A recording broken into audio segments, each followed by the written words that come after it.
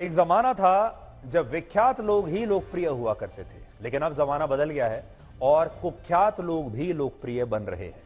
क्या आप जानते हैं कि इजराइल पर हमास के आतंकवादियों के हमले के बाद से सोशल मीडिया पर हमास की लोकप्रियता अचानक बढ़ गई है। आपने टेलीग्राम ऐप का नाम तो सुना ही होगा। ये व्हाट्सएप की तरह एक ऐप है, चैटिंग ऐप। टेलीग्राम पर हमास के कई चैनल्स हैं, जिनमें सबसे प्रमुख चैनल का नाम है अल कासिम ब्रिगेड्स। यह हमास की मिलिट्री विंग का ऑफिशियल टेलीग्राम चैनल है, जिसे कुछ महीने पहले तक या पिछले महीने तक यानी 18 सितंबर तक लगभग 2 लाख लोगों ने सब्सक्राइब किया हुआ था। तो सोचिए, सितंबर के महीने तक 2 लाख लोगों ने इसे सब्सक्राइब किया था, जो हमास का टेलीग्राम चैनल है। और 7 अक्टूबर को जब हमास ने इजराइल पर हमला किया, तब भी एक दिन पहले तक इस चैनल पर हमास के कुल सब्सक्राइबर्स थे 2 लाख के आसपास, यानी बढ़ नहीं रहे थे। जितने सितंबर में थे उतने ही अक्टूबर में थे, 2 लाख। लेकिन इजराइल पर हमला होने के बाद हमास की लोकप्रियता अचानक से बढ़ गई और आज इसी टेलीग्राम चैनल पर हमास के 7 लाख से ज्यादा सब्सक्राइबर्स हैं। आज आप देखिए, अल कसम ब्रिगेड्स के जो ये चैनल है, अब आप देख लीजिए, मैंने पूरा आज डेटा निकाला है। 18 सितंबर, 20 सितंबर, 24 सितंबर, 28 सितंबर, 30 सितंबर, यहां तक अगर आप देखेंगे लगभग सीधी लाइन आपको नजर आएगी। इसका मतलब है कि जो सब्सक्राइबर्स हैं वो बढ़ नहीं रहे हैं, बराबर ही हैं। और ये देखिए, 6 अक्टूबर हमले से एक दिन पहले, यहां 6 अक्टूबर को देखिए, 2,05,000 सब्सक्राइबर्स थे इस चैनल के। हमला होता है 7 अक्टूबर को, और 7 अक्टूबर के बाद आप देखिए कैसे 8, 10, 12 अक्टूबर को होते होते 6,19,000 सब्सक्राइबर इस टेलीग्राम चैनल के हो जाते हैं। और 14 अक्टूबर, 16 अक्टूबर और 18 अक्टूबर, आज अगर आप देख लें, आज इसके जो सब्सक्राइबर्स हैं वो हैं 7,07,000 सब्सक्राइबर्स इसके हो चुके हैं। यानी 6 अक्टूबर को जिसके 2 लाख सब्सक्राइबर्स थे, आज 7 लाख सब्सक्राइबर्स उसके हो चुके हैं। यह हमास का चैनल है। इससे आपको पता चलेगा कि हमास की लोकप्रियता बढ़ रही है। इसके अलावा हमास के इसी चैनल पर पहले एक पोस्ट को 25,000 से ज्यादा लोग नहीं देखते थे, जो व्यूज की अगर हम बात करें। लेकिन हमले के बाद अब हमास की हर पोस्ट को लगभग 4 लाख लोग इस टेलीग्राम चैनल पर देख रहे हैं। टेलीग्राम पर ही हमास का एक और ऑफिशियल चैनल है, जिसका नाम है गाजा नाउ।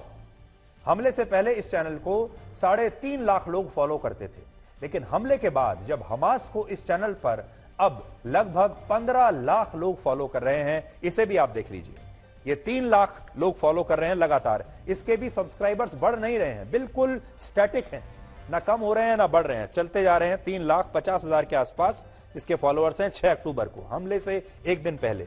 7 अक्टूबर को हमला होता है और अब आप देखिए, हमला होते होते 7 अक्टूबर के बाद 12 अक्टूबर को 11 लाख सब्सक्राइबर हो जाते हैं और 18 अक्टूबर को यानी आज इसके सब्सक्राइबर हैं 14,41,000।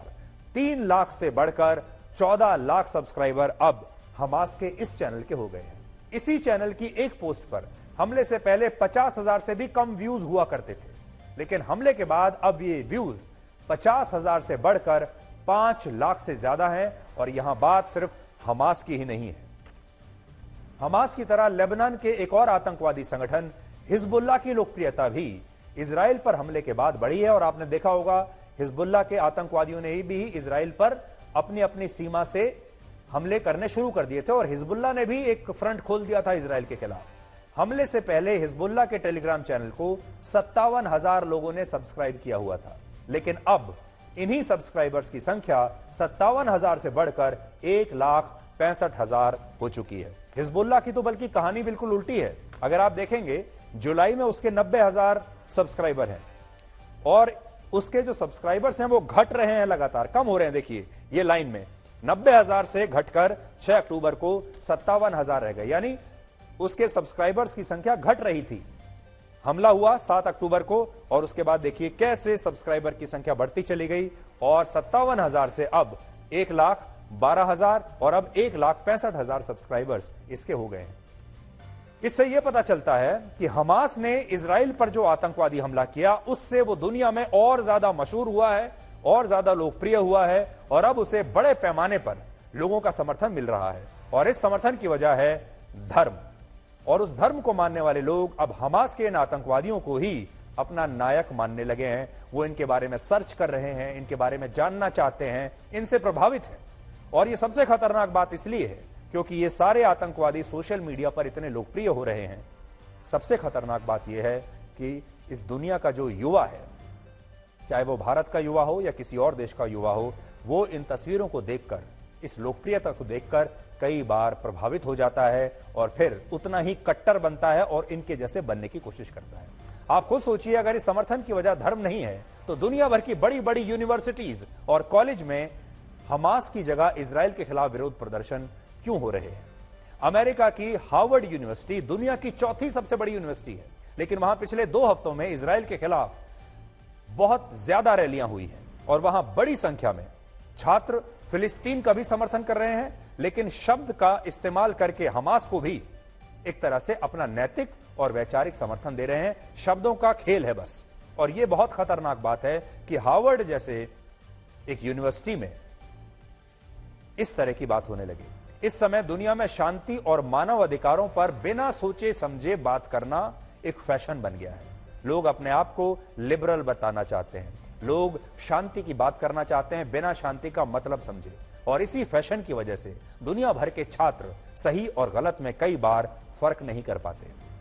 हमास को आतंकवादी संगठन ना कहकर चरमपंथी संगठन या फ्रीडम फाइटर ग्रुप कहना यह बताता है कि दुनिया भर के युवा और छात्र आतंकवाद को लेकर इस समय बेहद कंफ्यूज्ड है। और यह कंफ्यूजन या गैस लाइटिंग वैसी ही है जैसी आपको अक्सर अपने देश भारत में भी देखने को मिलती है। भारत के जेएनयू जैसे यूनिवर्सिटीज में या दूसरे विश्वविद्यालयों में जिस तरह से आतंकवादी अफजल गुरु के लिए नारे लगते हैं, वही अमेरिका की यूनिवर्सिटीज में भी हमास के आतंकवादियों के लिए हो रहा है। और यह किसी भी रूप में सही नहीं है, किसी भी देश के लिए और किसी भी समाज के लिए। और दुनिया को इसे बहुत गंभीरता से अभी लेना चाहिए, क्योंकि हमारी जो आज की युवा पीढ़ी है वो कई बार कंफ्यूज हो जाती है, वो पीयर प्रेशर में आ जाती है। वो देखती है कि क्या फैशनेबल है, वो ये देखती है कि किसकी तरफदारी करने से ज्यादा फैशनेबल वो दिखाई देंगे, ज्यादा कूल दिखाई देंगे, और हवा किस तरफ की बह रही है। हाल ही में अमेरिका की न्यूयॉर्क यूनिवर्सिटी के एक छात्र ने अपने न्यूज़लेटर में यह लिख दिया था कि हमास ने इजराइल पर जो हमला किया उसके लिए इजराइल ही जिम्मेदार है। इस न्यूज़लेटर को लेकर न्यूयॉर्क यूनिवर्सिटी में काफी विवाद हुआ, और जब इस छात्र को नौकरी का ऑफर देने वाली एक लॉ फर्म को इसकी जानकारी मिली कि इस छात्र ने ऐसा लिखा है, तो उस लॉ फर्म ने, उस कंपनी ने इस छात्र को नौकरी देने से इनकार कर दिया और कहा कि जो छात्र आतंकवाद को लेकर ऐसी सोच रखता है उसे हमारी कंपनी नौकरी नहीं दे सकती, और उसका जो ऑफर लेटर था उसे वापस ले लिया गया। इसी तरह अमेरिका की एक और बड़ी लॉ फर्म ने हार्वर्ड यूनिवर्सिटी और कोलंबिया यूनिवर्सिटी के 3 छात्रों को दिया गया जॉब ऑफर लेटर वापस ले लिया, रद्द कर दिया, क्योंकि इन छात्रों ने इजराइल पर हमास के हमलों के लिए इजराइल को दोषी बताया था। और हार्वर्ड यूनिवर्सिटी के ही जिन 34 छात्रों ने हमास के समर्थन में नारे लगाए, उन छात्रों के नाम अब सार्वजनिक करने की मांग हो रही है। अमेरिका की कई बड़ी बड़ी प्राइवेट कंपनियों ने कहा है कि अगर हार्वर्ड यूनिवर्सिटी इन सभी 34 छात्रों के नाम सार्वजनिक करती है तो वो भविष्य में इन छात्रों को अपने यहां कभी नौकरी नहीं देंगे। हालांकि भारत में अगर कोई पाकिस्तान और चीन का समर्थन करता है, आतंकवादियों के समर्थन में खुलकर नारे लगाता है, भारत को तोड़ने की बात करता है, कश्मीर को अलग देश बनाने की बात करता है, तो ऐसे छात्रों के नेता बनने की संभावनाएं बढ़ जाती हैं। बहुत सारे छात्र तो सिर्फ इसलिए करते हैं क्योंकि वो नेता बनना चाहते हैं, क्योंकि उन्हें टीवी पर आना है, क्योंकि उन्हें डिबेट्स में बुलाया जाएगा, उनका नाम अखबारों में छपेगा। और कुछ पार्टियां हमारे देश में ऐसी हैं जो ऐसे ही लोगों को चुनाव में अपना उम्मीदवार भी बना देती हैं। आज हम आपको ये बताना चाहते हैं कि आपने देखा होगा बड़ी संख्या में, पहले भी कहा जाता था कि किसी भी देश में, किसी भी समाज में जब क्रांति होती है तो वो युवाओं से शुरू होती है, और किसी भी क्रांति में छात्रों का एक बहुत बड़ा योगदान होता है। लेकिन आजकल जिस तरह की क्रांति हो रही है उसमें कई बार ऐसा लगता है कि छात्र कंफ्यूज्ड हैं, छात्र अपनी राय ठीक से बना नहीं पा रहे, और छात्रों को कोई ना कोई शक्ति ऐसी है, या तो वो धर्म के नाम पर, या फिर फैशन के नाम पर जो उन्हें गलत रास्ते पर ले जाते हैं। आज हम ये कहना चाहते हैं कि ऐसे लोग हर यूनिवर्सिटी में भरे पड़े हैं, ऐसे लोग हर देश में भरे पड़े हैं। लेकिन अगर आज दुनिया की बड़ी बड़ी कंपनियां और सरकारें जो इन छात्रों को बाद में नौकरियां देती हैं, अगर वो ये तय कर लें कि ऐसा कोई छात्र अगर इस तरह की गतिविधि में शामिल पाया जाता है तो वो उसे नौकरी पर नहीं रखेंगे, तो तब जाकर इस तरह की जो बातें हो रही हैं यूनिवर्सिटीज में, कैंपसेस में, कॉलेजेस में, हो सकता है ये चीजें रुक जाएं। तो ये एक अच्छा सुझाव हो सकता है, क्योंकि आपने भी देखा होगा कई बार छात्र ऐसे ऐसे मुद्दों पर विरोध प्रदर्शन करने लगते हैं जिनका उनसे कोई लेना देना नहीं है।